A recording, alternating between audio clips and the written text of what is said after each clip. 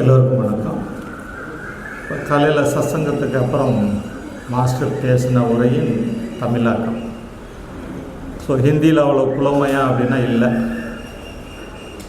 ஆனால் சுரேஷ் முன்னாடி நான் உட்காந்துருந்தனால அவருக்கு என்னை பார்த்துட்டாரு.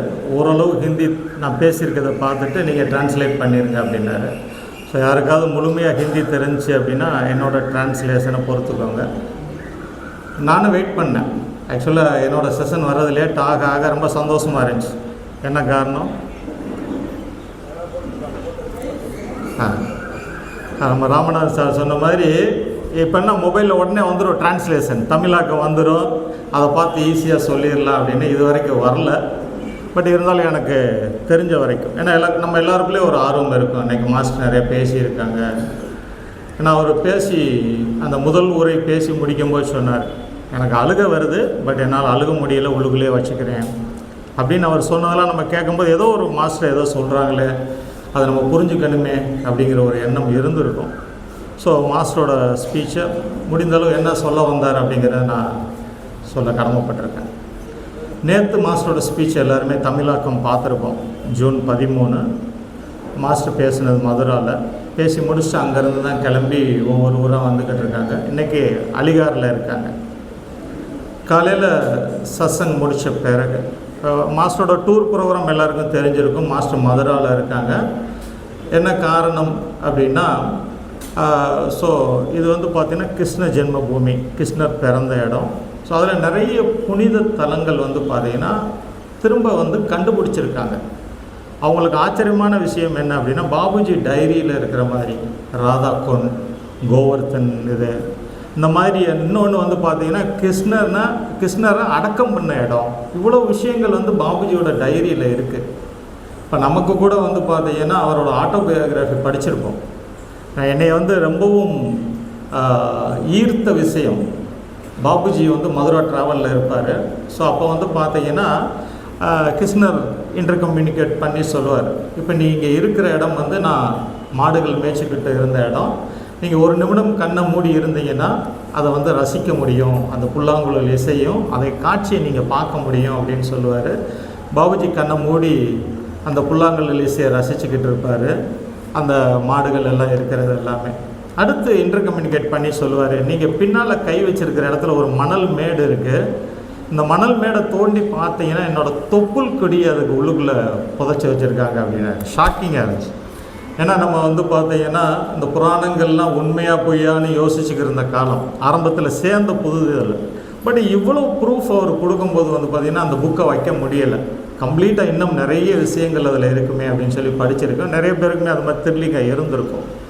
இப்போ தாஜி மாஸ்டர் தான் சொல்கிறார், பாபுஜி டைரியில் எழுதின சில விஷயங்கள் இப்போ புதுசாக அவங்க இருக்குன்றதை கண்டுபிடிச்சிருக்காங்க.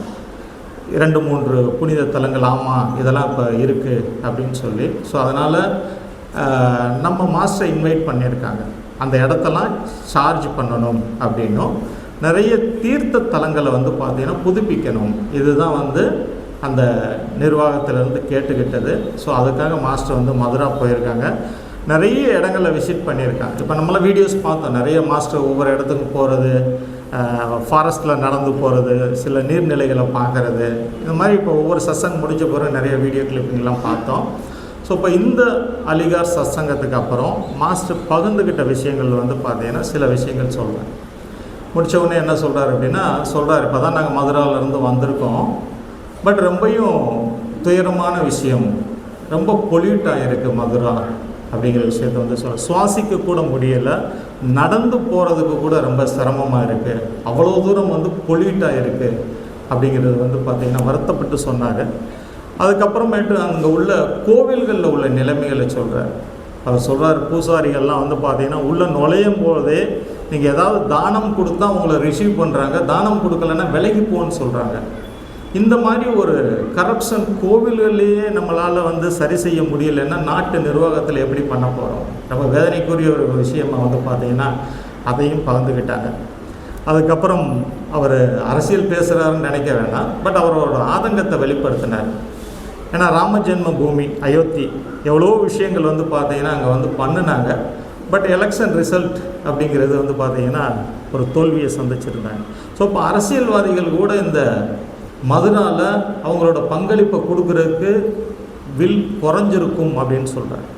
பட் நம்ம வந்து அரசியலை எதிர்பார்க்க வேண்டாம், அரசாங்கத்தை எதிர்பார்க்க வேண்டாம், வேறு எந்த நிறுவனத்தையும் நம்ம எதிர்பார்க்காம கிருஷ்ணர் பிறந்த இந்த புனிதமான இந்த பூமியை வந்து நம்ம தூய்மைப்படுத்தணும், இதை சார்ஜ் பண்ணணும். இதுதான் வந்து பார்த்திங்கன்னா நம்மளோட ஒரு பணியாக இருக்குது. இதை நம்ம எல்லோரும் எடுத்து செய்வோம் அப்படிங்கிற விஷயத்தை வந்து சொல்லியிருந்தார். இதே விஷயத்தை தான் ஜூன் 13 சொன்னார். யார்கிட்ட இருந்து எதையுமே நம்ம எதிர்பார்க்க வேண்டாம், பகவான் கிருஷ்ணரோட அருளாசி இருக்குது, நம்ம எல்லாருமே இந்த பணியில் வந்து ஈடுபடணும் அப்படிங்கிறதுல. அதுக்கப்புறம் அவர் சொல்கிறார், இப்போ நீங்கள் உங்களோட குழந்தைகளை கூட கோவிலுக்கு அனுப்புனீங்கன்னா மதுராவில் இந்த கோவிலுக்கு ஒரு தடவை போயிட்டு அந்த குழந்தைங்க அடுத்த தடவை போக மாட்டாங்க அப்படின்னு சொன்னாங்க. ஏன்னா அந்த அளவுக்கு வந்து பொல்யூட்டாக இருக்குது. ரொம்பயுமே வந்து நான் ஏற்கனவே சொன்ன மாதிரி தானம் இந்த மாதிரி இதுக்கு தான் முக்கியத்துவம் கொடுக்குறாங்க ஒழிய அந்த புனிதத்துவம் அப்படிங்கிறது இல்லை. ஸோ ஒரு தடவை போனவங்க திரும்ப போக மாட்டாங்க அப்படிங்கிற விஷயத்த வந்து சொல்கிறாரு. மூளை முடுக்கங்கும் முதல்ல வந்து பார்த்திங்கன்னா இந்த மதுரை நகரத்தை முழுமையாக நம்ம தூய்மைப்படுத்தி அதுக்கப்புறம் மூளை முடுக்கங்க நம்ம வந்து சார்ஜ் பண்ணணும் அப்படிங்கிற ஒரு விஷயத்தை சொல்லிட்டு தான் அவர் சொன்னார். ஒரு அற்புதமான ஒரு சத்சங்கம்.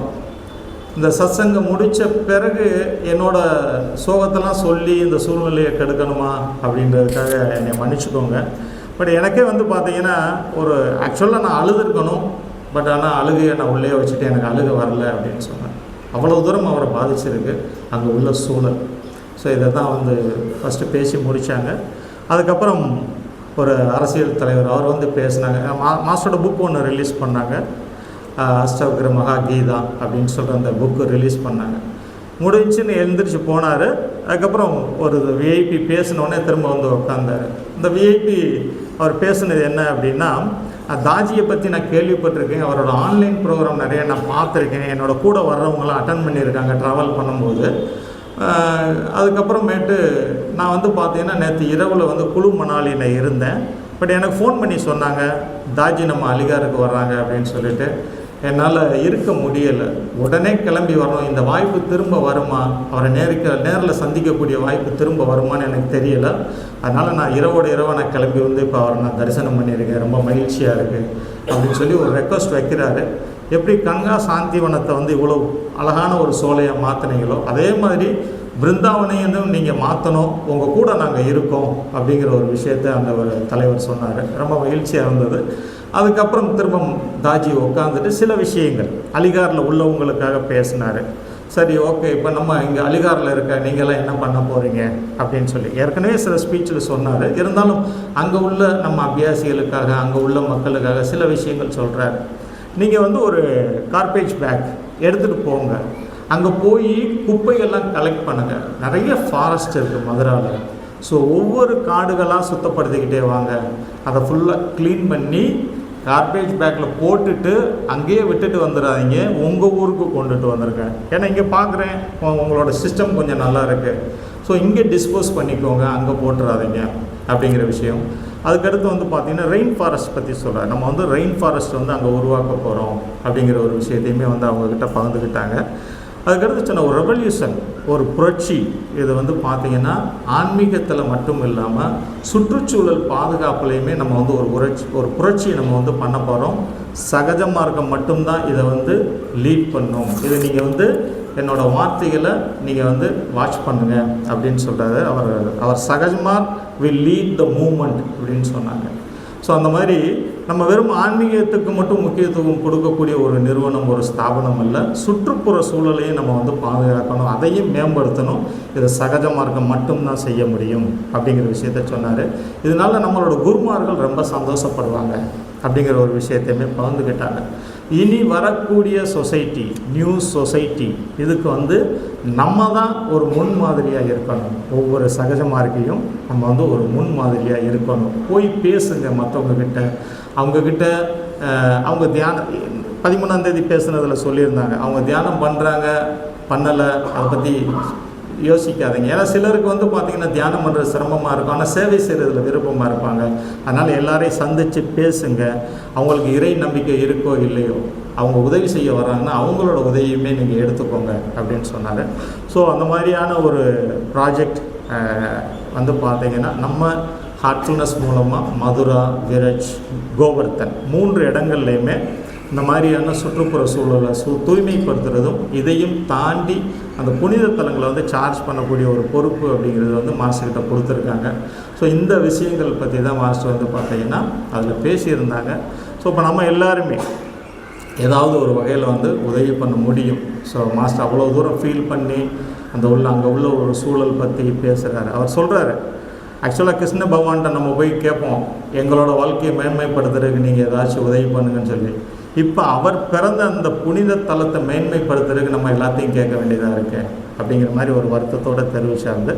ஸோ அதுதான் வந்து பார்த்தீங்கன்னா அவரோட ஸ்பீச்சாக இருந்தது. இதை பகிர்ந்துக்கணும்னு விருப்பப்பட்டேன்.